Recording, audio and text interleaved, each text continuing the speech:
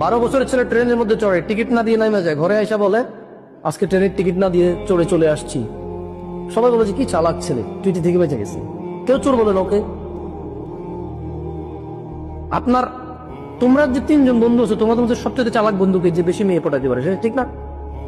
ও হচ্ছে চালাক, ও হচ্ছে চালাক বেশি, কারণ ও বেশি জানা করতে পারে। কি আমি কি ভুল বলছি? তোমাদের স্কুলে যে ছেলে মেয়ে তোমরা একসাথে পড়ো, কোন মেয়েটা বেশি ভালো? যে মেয়েটা তোমার চিঠিটা তোমার পছন্দের মেয়েটাকে দিয়ে আসে এবং খুব বুঝেছে যাতে তোমার সাথে প্রেম করো, মেয়েটা বেশি ভালো না? মন নরম না মেয়েটা? This are the definition of softness. বাংলাদেশে মন নরমের ডেফিনিশন হচ্ছে তোমার প্রেমপত্র পৌঁছে দেওয়া। বাংলাদেশের চালাকির ডেফিনিশন হচ্ছে চুরি করতে জানা, কাউকে ধোকা দিতে জানা। এখন এইখানে আপনি আলাদা ওয়াজ কিভাবে করবেন আমি জানি না।